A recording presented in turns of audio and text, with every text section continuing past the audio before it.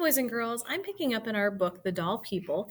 We left off on page 28, and I'm going to read starting right here where it says Uncle Doll spoke up.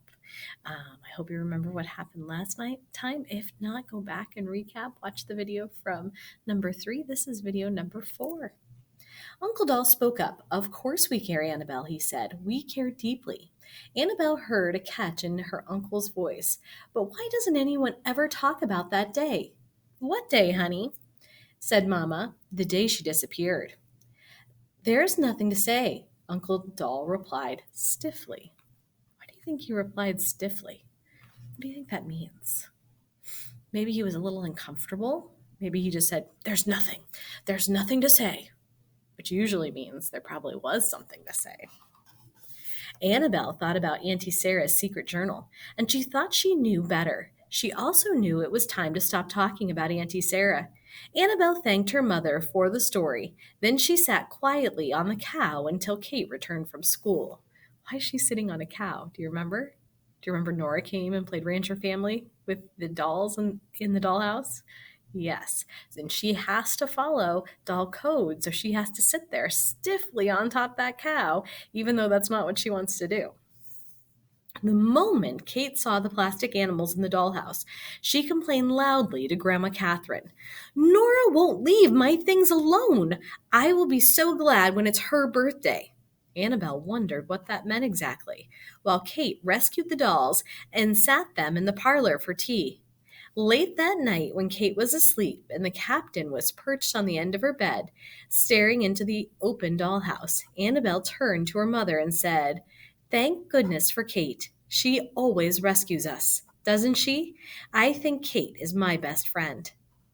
Kate is a lovely little girl, Mama replied gently, but I'm not sure that little girl humans are the best friends for little girl dolls. What do you think? Your best friend, should you be able to talk to them? Yeah, probably. So this isn't really a relationship that Kate and Annabelle are having. So probably not exactly best friends. Annabelle thought this over. Because she's going to grow up and I'm not? Is that right? That might be a factor.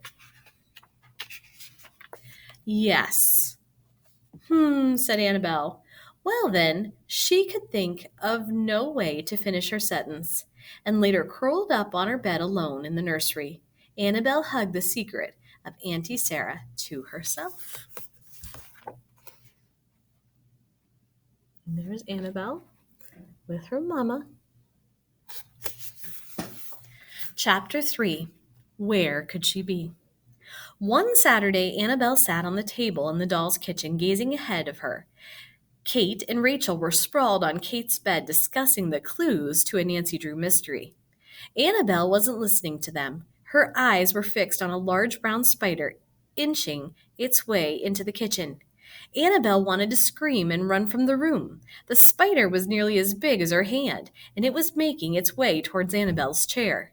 The spider couldn't bite Annabelle, of course, since she was made of china. But more than once the spider had crawled across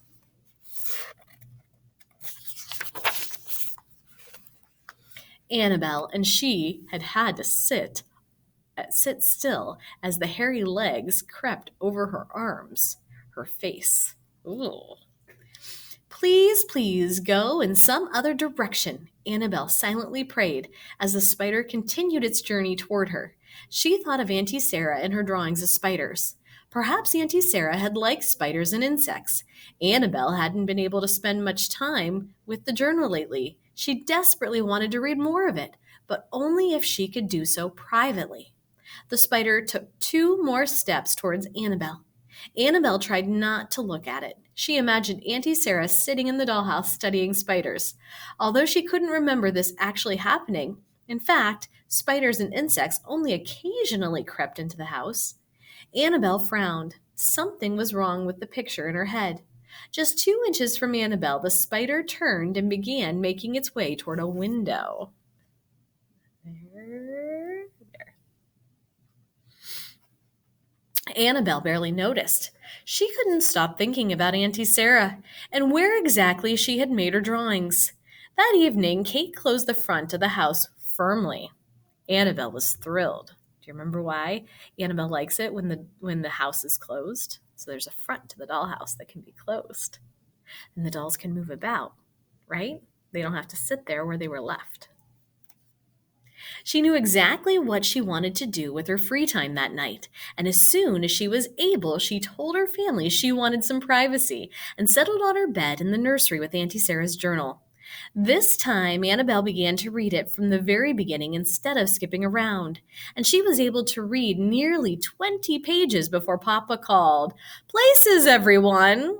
The first few pages on which Auntie Sarah recorded details of her everyday life in the dollhouse were not of much interest, since the dolls' lives then were nearly like they were today.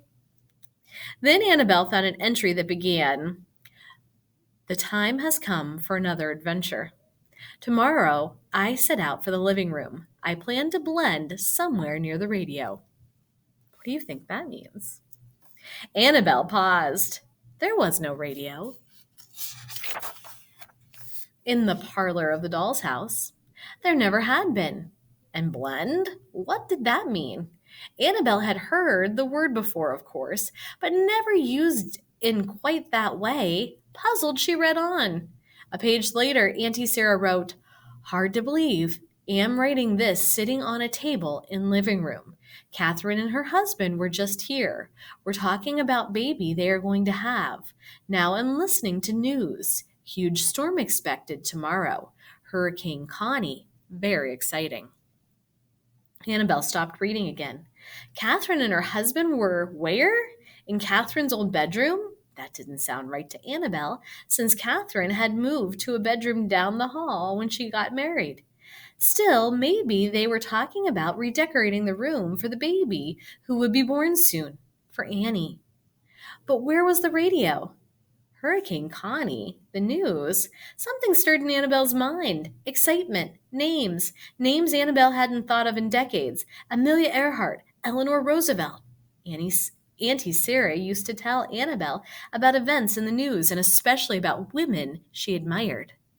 But how had she known about them? How had she known about them? Had she spent her whole life in the dollhouse?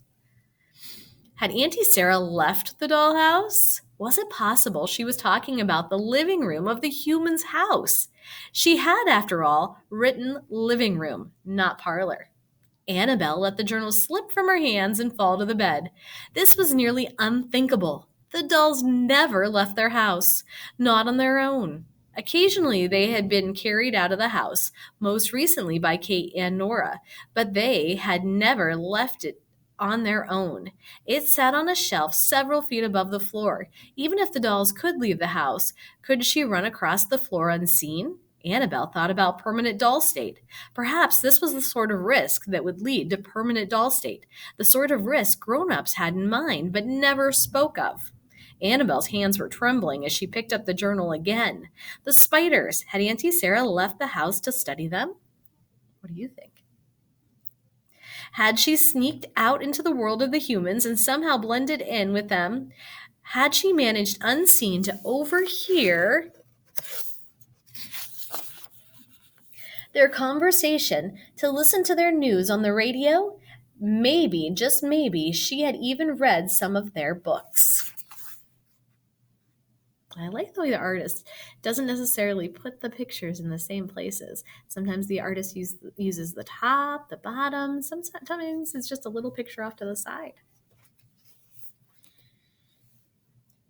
It would have been a struggle to open them, but Annabelle had a feeling that Auntie Sarah might have been able to do it, to do all these things. She didn't know how Auntie Sarah had gone in and out of the dollhouse without Annabelle seeing her. That was a mystery she would have to solve. But if what Annabelle was thinking were true, then perhaps Auntie Sarah wasn't missing after all. Perhaps she was somewhere in the Palmer's house. What do you think? Do you think Auntie Sarah's somewhere in the Palmer's house? How do you think she got in and out of the dollhouse? Annabelle, she doesn't remember her auntie going in and out, but she must have somehow if she had these adventures. All right, stay tuned for the next installment of The Doll People. Bye for now.